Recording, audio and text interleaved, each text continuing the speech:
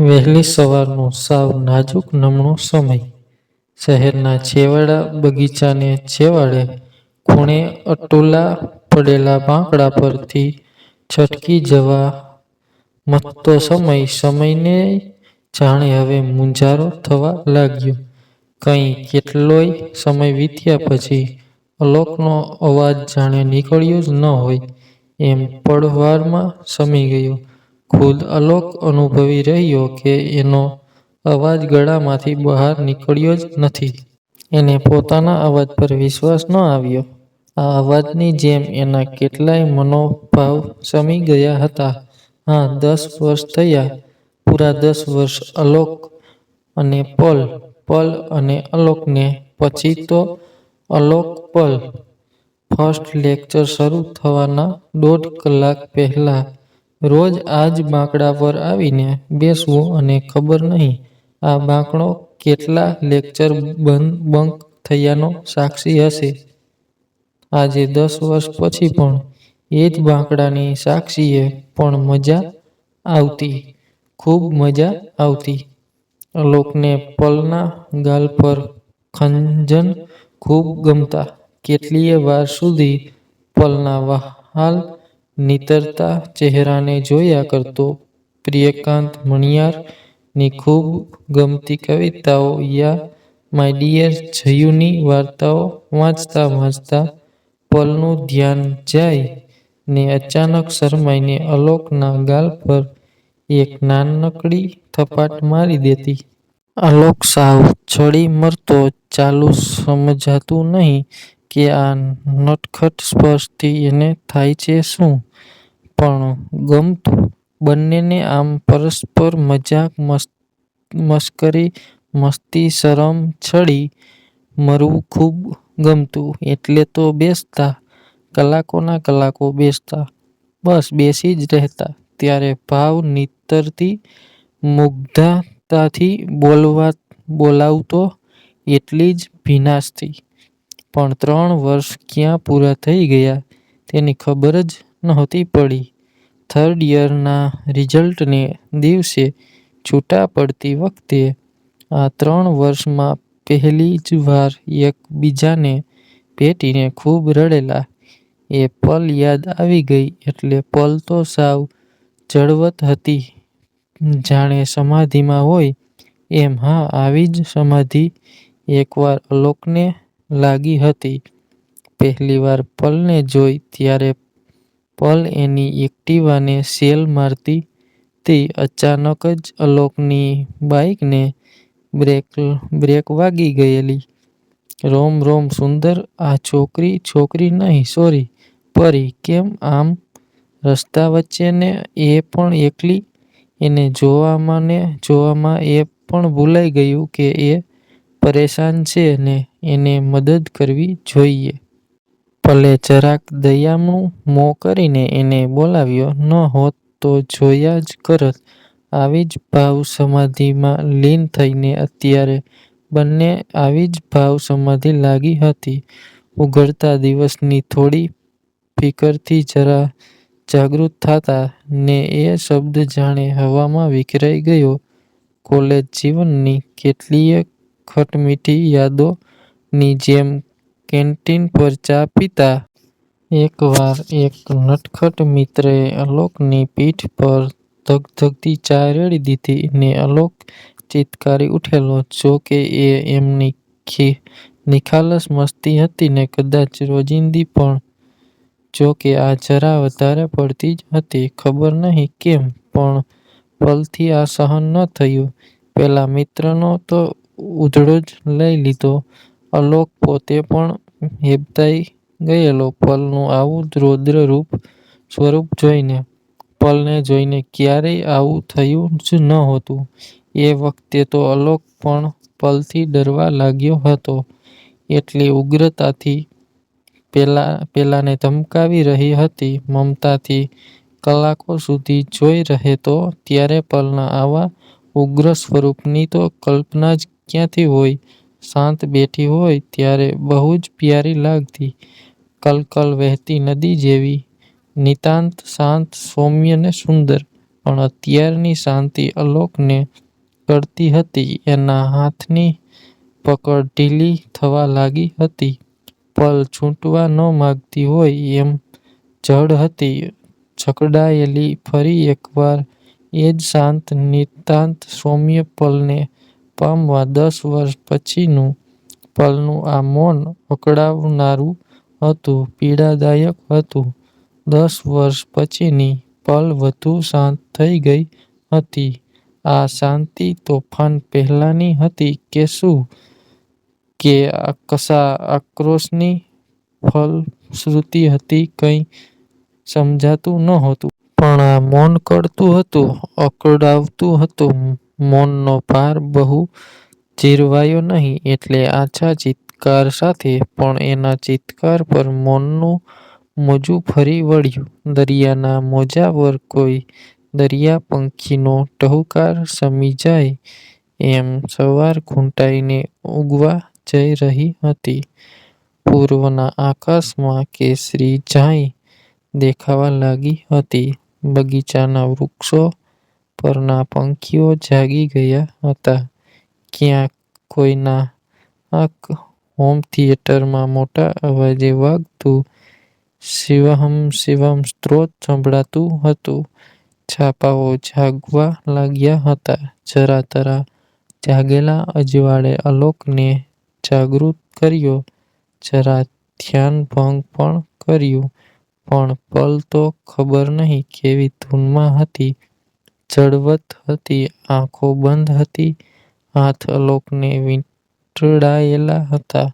બગીચાના દરવાજામાં દાખલ થતાં જ મધુમાલતીની વેલ આસોપાલવને વીંટળાઈને ઊભી છે એમ આલોક એને પામવા મથતો હતો.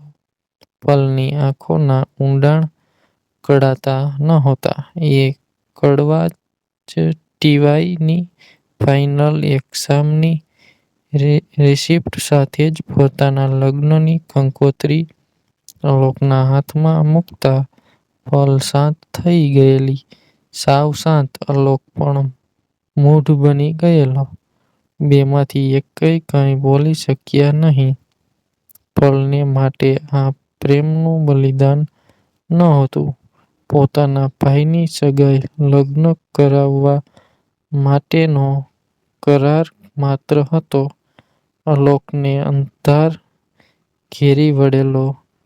પરીક્ષા માટે બેસ્ટ લક પણ ન કહી શકાય. અને બંને છૂટાં પડ્યા. છૂટાં પડતી વખતે પલના ચહેરા પર વેદનાનો સુમાર હતો ને આલોકને મોસમની મૂંઝવણનો ભાર. ને વચ્ચે હતું અપરિમિત મૌન.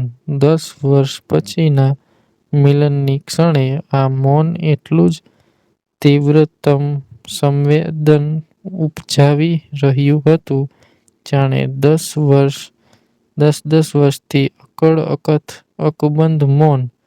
10 વર્ષથી જળવાયેલા આ મૌનને તોડવા જાણે કંઈ સંભળાયું જ નહીં. લગ્ન પછી આલોકને એની પત્ની વિધિએ સ્પષ્ટ કહ્યું કે હું તપનને ચાહું છું ને એના વગર નહીં જીવી શકું. ચાહો તો સાથે રહો, મને તરછોડી પણ શકો છો, અથવા કોઈ અન્ય સ્ત્રી સાથે તમે સંબંધ પણ રાખી શકો છો. પણ મને તપન જોઈશે જ, નહીંતર પછીનું કાંઈ એને સંભળાયું નહોતું. આલોક સાગર કાંઠાની રેત જેવો શૂન્ય બની ગયો હતો. વિધિએ સાવ બેબાકપણે કહી દીધું, માણસ આટલો નિર્દય કઈ રીતે બની શકે? એને એના પ્રિયતમ પ્રત્યે લાગણી હોઈ શકે, એની ના નથી, પણ એમાં પલના પ્રિયતમનો શું વાંક? આલોકને તો આ સમજાતું જ નહોતું. છતાંય પરિવારના આગ્રહને વશ થઈને જે મળ્યું તે જીવન સ્વીકારી લીધું. નિત્યક્રમ હતો. તપન આવતો, આલોકની પત્નીને પોતાની સાથે લઈ જતો, પોતાની પત્નીની જેમ આલોક બધું જ સ્વીકારી ચૂક્યો હતો. નિર્બળ નહોતો, નિખાલસ હતો. પલને ગુમાવ્યા પછી બધું જ સહનભાવે સ્વીકારતો થયો હતો. જો કે પલને એણે મેળવી હતી એટલી તો ખુદ પલનો પતિ નિષાદ પણ નહીં પામી શક્યો હોય. એણે માત્ર એસ.વાયના 5મા પેપર પૂરતું સીમિત નહોતું રાખ્યું. જીવનમાં ઉતાર્યું, આચરણમાં ઉતાર્યું હતું. શરૂમાં આલોકની પત્નીને થોડો કચવાટ થતો કે આલોક એના પ્રેમને નહીં સ્વીકારે તો, પણ એનો કચવાટ આલોકના વ્યક્તિત્વની સામે બહુ તુચ્છ સાબિત થયો. એ તો કાંઈ બન્યું જ ન હોય એમ સહજ જીવવા લાગ્યો. પુસ્તકો એના સાથીઓ હતા, દર્દીઓ, સંગી માત્ર સંગી જ નહીં સગા જેવા. સગા જ કહોને. એની ફેસબુક ટાઈમલાઈન કાવ્યપંક્તિઓ અને દર્દીઓ સાથેની સેલ્ફીઓથી ભરી પડી હતી. આલોક જાણે આલોક હતો જ નહીં. અંધકાર માનવદેહે અવતર્યો હોય એવો આલોક જાણે પલનો આલોક હતો જ નહીં. મશીનની જેમ જીવતો તો દુનિયા કરાવે એ ખેલ કર્યા કરતો. તો કોઈકના પ્રત્યે કોઈ પણ વેરભાવ નહીં, કોઈ ફરિયાદ નહીં કે કોઈ અપેક્ષાય નહીં. જીવન જાણે મૌન બની ગયું હતું. વિધિને તપન સાથે ફાવી ગયું હતું. આલોકને પોતાની એકલતા સાથે એણે બંનેના સ્નેહાળ સંબંધો સ્વીકારી લીધા હતા. એટલે તો બંને આલોકને દેવ માનતા હતા ને આલોક હતોય ખરો ઈશ્વરની મૂર્તિ સમાન, ધીર, ગંભીર અને મૌન. હા, પલનું મૂર્તિ સમું મૌન આલોકને કળતું હતું. એક સમય હતો કે આલોકને પલનું મૌન ખૂબ ગમતું. અત્યારે પલ મૂર્તિ સમી લાગતી હતી, કદાચ મૂર્તિ કરતાંય વધુ ગંભીર. પલનું ગાંભીર્ય આલોકને ભરડો લઈ રહ્યું હતું. શ્વાસમાં મૌન ખેંચાતું હતું, ઉચ્છ્વાસમાં મૌન ફેંકાતું હતું, રગે રગમાં મૌન છવાઈ ગયું હતું. મૌનનો ભાર ન ઝેરવાતા આલોક એકલતાની પીડાથી કણસીને આલોક ચીત્કારી ઉઠ્યો. પલ વર્ષોથી અંધ રહેલા વ્યક્તિને જેમ આંખો મળે ને એ રંગને ઓળખી ન શકે, એમ વર્ષોની આલોકની એકલતા એના અવાજમાં ઘૂંટાઈને આવતી તી. કદાચ એટલે જ આલોકના અવાજમાં દમ નહોતો રહ્યો. માંડ આંખે અંધારા આવી ગયા. ના ના, આ તો વહેલી પરોઢનું અંધારું હતું. હજી પણ ઉજાસ નહોતો થયો. અત્યારે આ બગીચામાં છેલ્લા બાંકડે પણ ઉજાસ નહોતો ને આમ પણ આ બંનેમાંથી એકેયના જીવનમાં ક્યાં ઉજાસ હતો? પલને તો નિષાદ મળ્યો એ ક્ષણે જ એના જીવનમાં અંધાર છવાઈ ગયેલો, સધળું નિશ્ચિદ્ર થઈ ગયેલું. લગ્નની પહેલી જ રાત્રે નિષાદે પલને બધું જ કહી દીધું, સ્પષ્ટ સંભળાવી દીધું. તારામાં ને મારામાં કોઈ ફરક નથી.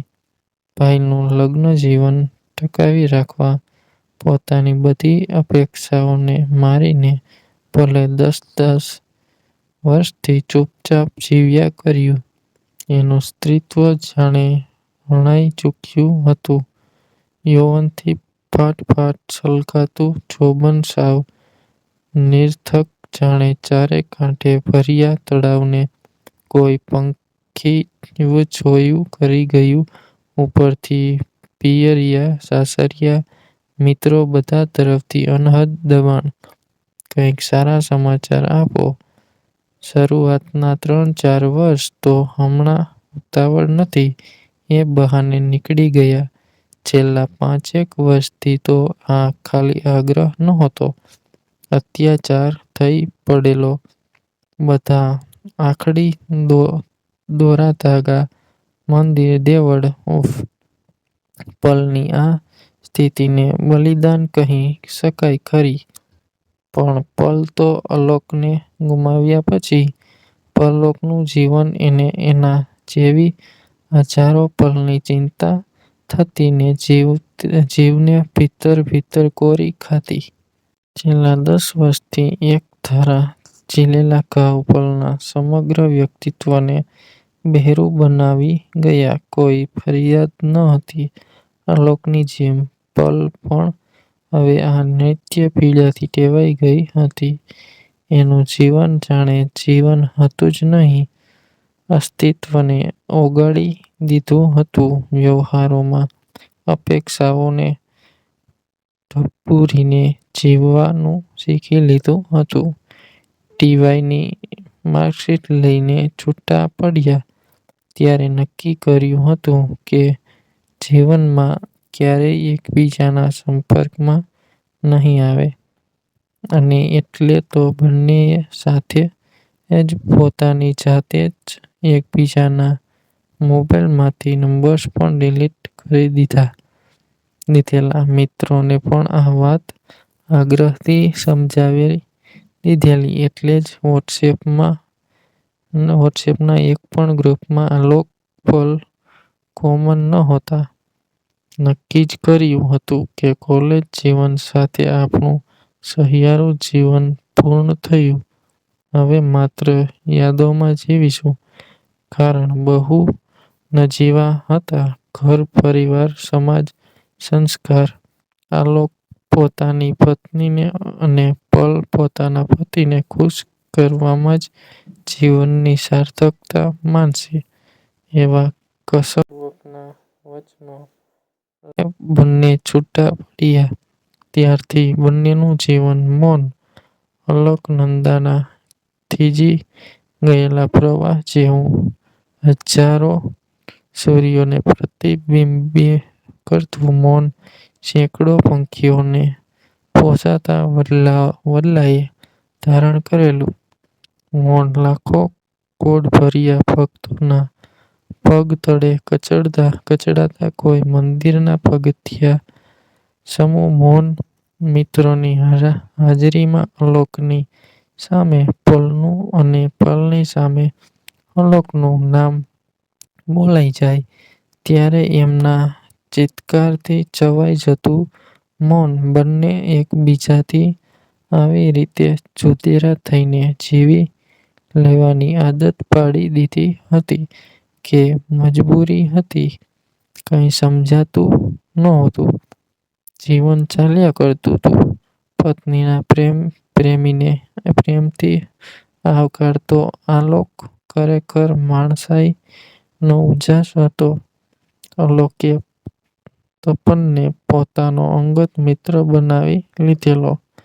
દુનિયાની નજરે બંનેની મિત્રતા બહુ ગાઢ હતી.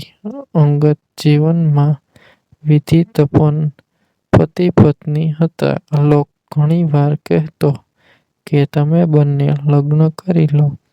વિધિ તરત કહેતી કે તમે અન્ય કોઈ સ્ત્રીને અપનાવી લો. આલોક ઇનકાર કરી દેતો ને એની આંખોમાં છવાઈ જતો શુનકાર. અત્યારે વાતાવરણમાં છે એવો જ શુનકાર કે અને વાતાવરણને બિલકુલ અસર જ ન થાય. અવાજને પણ ખાલી ચડે, કળતર થાય.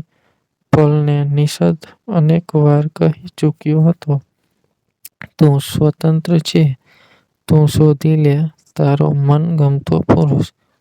તને ગમે એને તું અપનાવી શકે છે, પણ સમાજના ડરથી ને ખાસ તો પોતાના ભાઈના સુખી દાંપત્ય જીવનને અકબંધ રાખવા માટે પલ મૌનનો શૃંગાર કરી લેતી. ગઈકાલે ખ્યાતિએ અચાનક જ આલોકને મળી ગયેલી. જોકે ખ્યાતિએ એક બે વાર તપન અને વિધિને બાઇક પર સાથે જોયેલા, પણ કાલે પૂછ્યા વિના ન રહી શકી. ખૂબ આગ્રહપૂર્વક પૂછ્યું. નહોતું જ કહેવું છતાં આલોક બધું જ બોલી ગયો. 10 વર્ષનો પારેલો અગ્નિ જાણે ભભૂકી ઉઠ્યો હતો. આલોકના ક્લિનિકમાં બેઠા બેઠા જ બંનેએ ખૂબ વાતો કરી.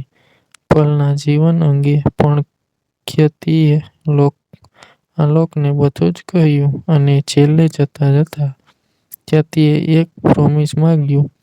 આલોકે આપવુંય પડ્યું. વિધિનો પણ ખૂબ આગ્રહ હતો એટલે આલોકે પ્રોમિસ પ્રમાણે કોલેજ કાળની પર મળવાનું કબૂલ્યું. ખ્યાતિએ કહ્યું હતું એ જ તારીખ ને સમયે ખ્યાતિએ અગાઉથી પલને કહી રાખેલું. જોકે શરૂઆતમાં પલ પણ ના જ પાડતી હતી. હું આલોકને પેશ નહીં કરી શકું. આલોક પણ એમ જ કહેતો.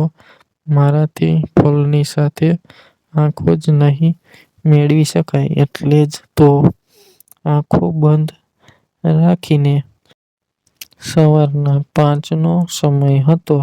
સાવ નાજુક સમય.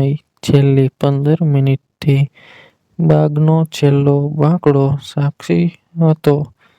આલોક પલમાં સમાઈ ગયો હતો.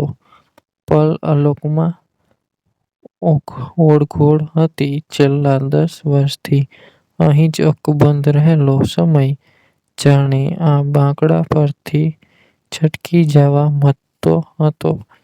ક્યારેય એકબીજાને પ્રપોઝ નહીં કરી શકેલા. જોકે એની જરૂર પણ નહોતી. આ ક્ષણે પણ નહીં. ભીની આંખે ભીના હૃદયે 10 વર્ષથી સંઘરી રાખેલા પ્રેમની તીવ્રતા મહેસૂસ કરી રહ્યા હતા. એકમેકમાં એકાકાર અને ઓળઘોળ થઈને ક્યારનાય આમ જ ઊભા હતા. જાણે શિલ્પી હીરાધરની કોઈ સુંદર યક્ષકન્યાને આલિંગીને ઊભેલો સ્વર્ગનો કોઈ યક્ષ. સમય પસાર નહોતો થતો. સમય વહી રહ્યો હતો. યા કહો ને વહેવાના વ્યર્થ પ્રયત્નો કરી રહ્યો હતો. થીજી ગયેલા સમયના ભારથી બંને ભીંજાઈ રહ્યા હતા. દૂર ખૂણામાં બેઠેલો નિષાદ ખ્યાતિનો હૃદયથી આભાર માની રહ્યો હતો. ખ્યાતિ સમજતી હતી નિષાદની પોતાના જેવી જ વ્યંધ સ્થિતિને. કદાચ એટલે જ અપરિણીત રહી હતી ને અનેક વાર પૂછવા છતાં પલને એણે આજ સુધી કહ્યું જ નહીં. બાગના દરવાજે હાથમાં હાથ નાખીને ઊભેલા વિધિ તપન જેની રાહ જોઈ રહ્યા હતા એ ઉજાસ હવે ધીમે ધીમે પથરાવા લાગ્યો. કોયલનો એક ટહુકો આંબાની ડાળ પરથી છૂટ્યો ને વાતાવરણમાં પથરાઈ ગયો. એ ટહુકાની ભીની ખુશ્બુ મહેસૂસ કરતા આલોક પલને ભાવસમાધિમાંથી જગાડવા મથતો હતો. પ્રગાઢ આલિંગનની ભાવસમાધિ હજુય ઢીલી તો નહોતી જ થઈ. સૂર્યનું પહેલું કિરણ પારિજાતના પાનને ચૂમી રહ્યું ને સામટા સેંકડો દેવપુષ્પો ખરી પડ્યા જાણે આ દિવ્ય પ્રગાઢ મિલનને વધાવી રહ્યા.